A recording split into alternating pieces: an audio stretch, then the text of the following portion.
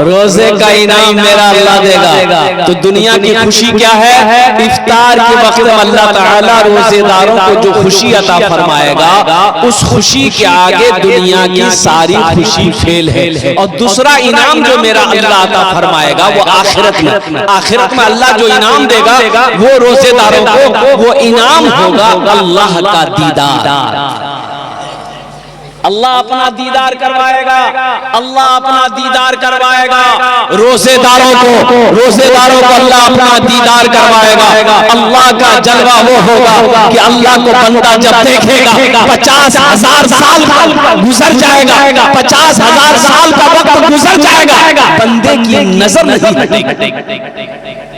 सोचो मेरा अल्लाह कितना खूबसूरत। बंदा जब अपने रब को देखेगा 50,000 साल गुजर जाएगा, बंदा पलक नहीं झपकेगा। ये रोजेदारों को अल्लाह इनाम अता फरमाएगा, एक दुनिया में एक आखिरत में। दुनिया का इनाम इफ्तारी के वक्त में जो खुशी मिलती है, उस खुशी के आगे सारी दुनिया की खुशी फेल है, बेकार है। और दूसरा इनाम आखिरत में अल्लाह देगा, वो इनाम होगा अल्लाह अपना दीदार करवाएगा। तो इंशाअल्लाह पाबंदी के साथ 30 रोजे रखेंगे इंशाअल्लाह।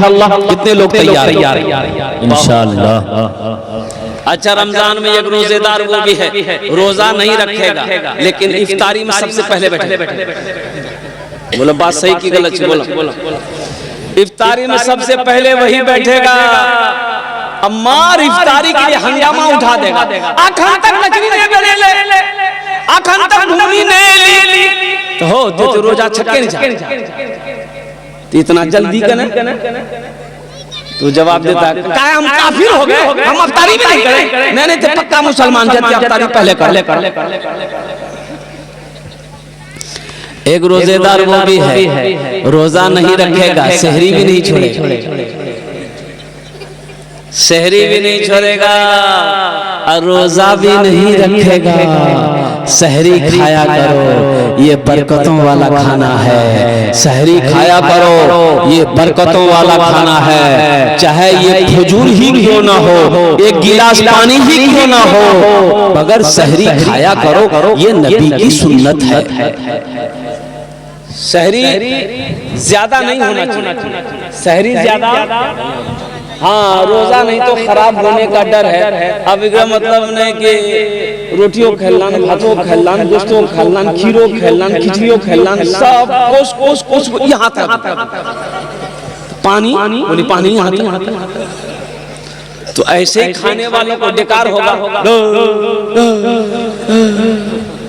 एक आदमी ऐसे रोजा रख के कर रहा था, तो हमने कहा कि अल्लाह का बंदा सहरी कम खाया करो। बोला हजरत हम मुख्तसर खाते। तो मुख्तसर खाते तो क्या खाया डिकार ले रहे हो? बोला कि 6 को पराठा 1 किलो दूध, ये मुख्तसर है। फिर ज्यादा क्या होगा? इसलिए मेरे बच्चों सहरी खाया करो, पाबंदी के साथ 30 रोजे रखने हैं इंशाअल्लाह। शाबान की 26 तारीख हो गई और 4 दिन रहेंगे।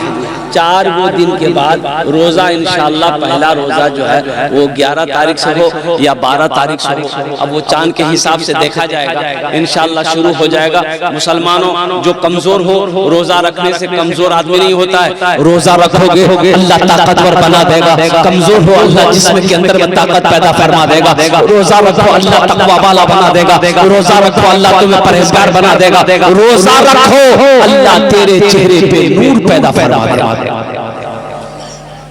रोजा रखो। अच्छा, रोजा रखने से कबल क्या करना है? अभी रमजान का इस्तकबाल करना है। रमजान का इस्तकबाल कैसे करना है? रमजान का इस्तकबाल कैसे करेंगे? रमजान का इस्तकबाल कैसे करेंगे? इस महीने का इस्तकबाल कैसे करेंगे? पहले जमाने में एक गांव में एक इमाम साहब थे, लोगों को समझाया कि लोगों सुनो, रमजान आ रहा है, 1 महीना रोजा रखना होगा। सुबह 3 बजे भोर में खाना खा लोगे, शाम को फिर 6 बजे खाना होगा। कोई पानी में हाथ नहीं लगा सकते, कोई खाने में हाथ नहीं लगा सकते, वो आ रहा है। तो लोग सब कल की तो बहुत खतरनाक चीज आ भैया। इमाम साहब पूछल कि किधर से आए? तो इमाम साहब कल की पश्चिम तरफ से आए, चांद के बारे में, चांद निकलेगा रोजा शुरू हो जाएगा, पश्चिम से आए। बोला चल ठीक है आने दी, हम लोग भी देख लेते हैं कैसे आता है। अब कुछ लोग लट्ठी उठी लेकर के शाम के टाइम बस्ती से बाहर निकल गया कि आने आएगा कैसे। और इमाम साहब ने यह भी कहा था कि रमजान के बाद, रमजान के साथ में ईद भी आएगी, ईद भी आएगी। लज्जत दोनों को समझ लेंगे। एक ऊंट वाला ऊंट लेके आ रहा, इन लोग देख ले, बोलो यही है, यही रमजान है। ऊंट के साथ में वो ऊंट का बच्चा था, बोला यही ईद है। ये धुलाई किया है ऊंट वाले के लोगों ने, अल्लाह राम फरमाए। तो इमाम साहब को पता चला, इमाम साहब ने समझाया कि लोगों अल्लाह के बंदो, रमजान का महीना है, रोजा रखो अल्लाह के हुक्म से, 30 रोजे रखना है, चांद देखकर रोजा रखो, चांद देखकर ईद मनाओ, ये अल्लाह का हुक्म है। तो बताइए गया कि रमजान रोजा एक ऐसा अमल है, बंदा अगर करे, बंदा अगर इस रोजा का अमल करे, रोजा रखेगा, अल्लाह इसका इनाम अपने हाथों से देगा। अल्लाह इसका इनाम अपने हाथों से देगा अपने बंदे को। इसलिए मुसलमानों, इसलिए मेरी माँ बहनों, इसलिए मेरे नौजवानों, इसलिए मेरे बच्चों, रोजा पाबंदी के साथ रखना, रोजा छूटने ना पाए, रोजा टूटने ना पाए। हाँ, बीमारों के लिए छूट है, जो बीमार है, बहुत बीमार है, इतना बीमार है कि अगर वो रोजा रखता है तो जान पर खतरा है, उसके लिए रोजा माफ है। वो जब अच्छा होगा तब उसके कज़ा रोजा रखेगा, लेकिन अभी उसके ऊपर में रोजा नहीं है, बीमार है तो दवाई खाइए और कुर्बान जाओ। अच्छा, बच्चों का रोजा, जो छोटे छोटे बच्चे 3 साल 4 साल 4 साल 5 साल का बच्चा, बच्चे लोग जिद करते हैं हम रोजा रखो, हम रोजा रखो, हम रोजा रखो, शहरी खाएगा, सुबह फिर नाश्ता नहीं। तो ऐसे बच्चों को शहरी खिला दी और सुबह उठा के नाश्ता भी करा दी और उसको बोल दिया तू एक रोजा भाग, और दोपहर में फिर खाना खिला दी, उसको बोल दिया 2 रोजा भाग, है अफ्तारी खिला दी 3 रोजा भाग। इंशाअल्लाह पाबंदी के साथ 30 रोजे रखेंगे इंशाअल्लाह, अल्हम्दुलिल्लाह। अल्लाह इन हाथों को उठवाना मेरा काम था, अल्लाह हमारे नौजवानों के, हमारे बुजुर्गों के, अल्लाह हम सब के दिलों को बदलना तेरा काम है। अल्लाह ये आने वाला मुकर्रम महीना, मुहतरम महीना, इस महीने के इकराम करने की, एहतराम करने की, या अल्लाह पाबंदी के साथ 30 रोजे रखने की हम सबको तौफीक और रफीक अता फरमा दे। आमीन बोले। मस्जिद का जलसा है, मस्जिद अल्लाह का घर है, वो अल्लाह जिसने हमें पैदा किया है, वो अल्लाह जो हमें खिलाता है, वो अल्लाह जो हमें जिंदा रखा है, वो अल्लाह जो एक दिन मौत देगा फिर अपने सामने खड़ा करेगा, फिर मेरा अल्लाह पूछेगा मेरा बंदा दुनिया से आया है, मेरे लिए क्या लाया है? मुसलमानों क्या जवाब? बखील जन्नत में नहीं जाएगा। बखील जन्नत में, अरे बोलो भाई, बखील जानते हैं ना? अरे बखील जानते हैं? नहीं जानते? नहीं, बहुत लोग नहीं जाने। ये बखील के 4 क्वालिटी, क्या क्वालिटी है बोलो? बखील कितना हुआ? कंजर, कंजूस, मक्खी चूस। बखील के 4 क्वालिटी है। इसका असल नाम बखील का जो माने कंजूस आदमी, बखील आदमी, मक्खी चूस आदमी, कंजर आदमी। ओहो, तोर खेल पूरा 1 टका नहीं खेल। जन्नत में नहीं जाएगा। कंजूस जन्नत में, अरे बोलो भाई, कंजूस जन्नत में नहीं जाएगा। अल्लाह के रसूल ने इरशाद फरमा दिया। तो सहाबा ने अर्ज किया, या रसूल अल्लाह, अगर वो नमाजी हो, नमाज पढ़ता हो, तो अल्लाह के रसूल ने इरशाद फरमाया जितना नमाज पढ़ना हो पढ़ ले, अगर वो कंजूस है जन्नत में, अरे बोलो भाई, जन्नत में नहीं जाएगा। दूसरे साहबी ने कहा या रसूल अल्लाह, अगर वो रोजा रखने वाला हो तो आमिना के लाल ने इरशाद फरमाया जितना रोजा रखना हो रख ले, अगर वो बखील है, अगर वो कंजूस है, अगर वो मक्खी चूस है, जन्नत में नहीं जाएगा। तीसरे साहबी ने कहा या रसूल अल्लाह, अगर वो कुरान पढ़ने वाला हो तो रसूलुल्लाह ने फरमाया जितना कुरान पढ़ना हो पढ़ ले, अगर वो कंजूस है जन्नत में। बोलो भाई जन्नत में। तो बखील बने, बखील कंजूस बनने में फायदा है कि सखी बनने में फायदा है? सखी बनो, सखी बनो। मेरा अल्लाह सखी है, सखावत को पसंद करता है। मेरा अल्लाह कहता है मेरा बंदो मैंने तुम्हें दौलत दिया है, मैंने तुम्हें माल दिया है, मैंने तुम्हें पैसा दिया है, मैंने तुम्हें सोना दिया है, मैंने तुम्हें चांदी दिया है।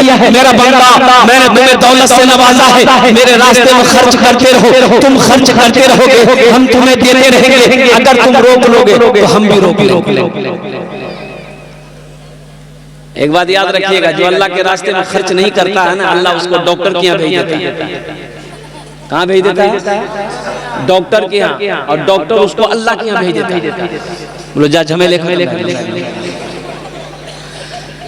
सखी बनो।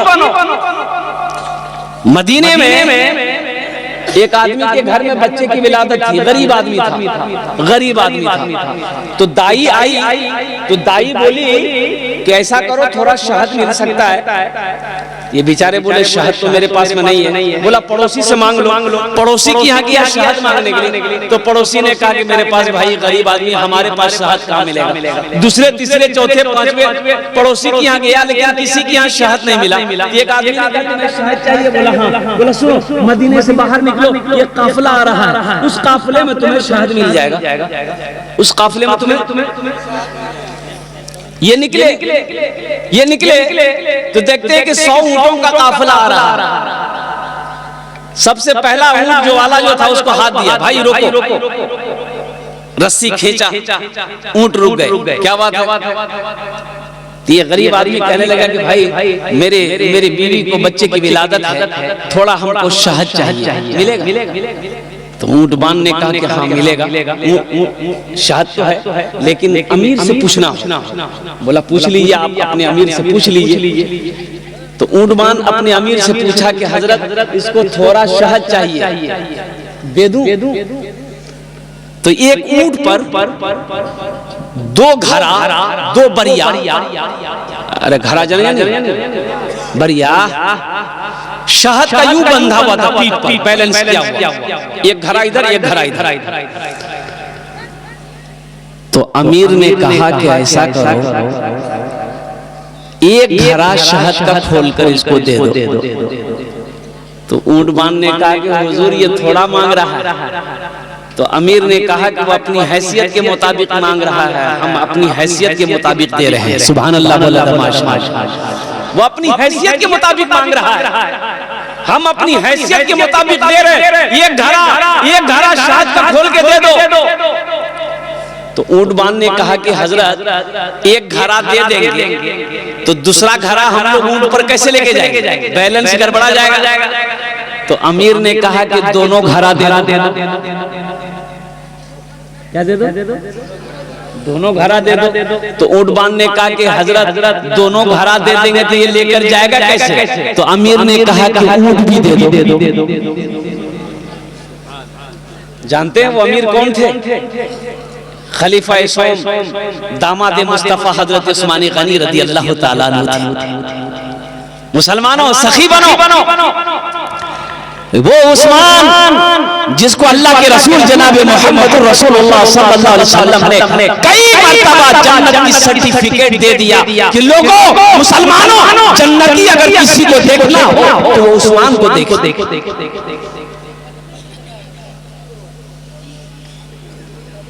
कुछ लोग कुट जमा कर रखते हैं, कुट जमा कर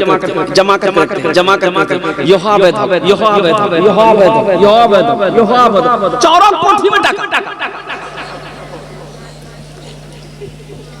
सब छोड़कर चला गया। मौत आई मर गया, मौत आई मर गया।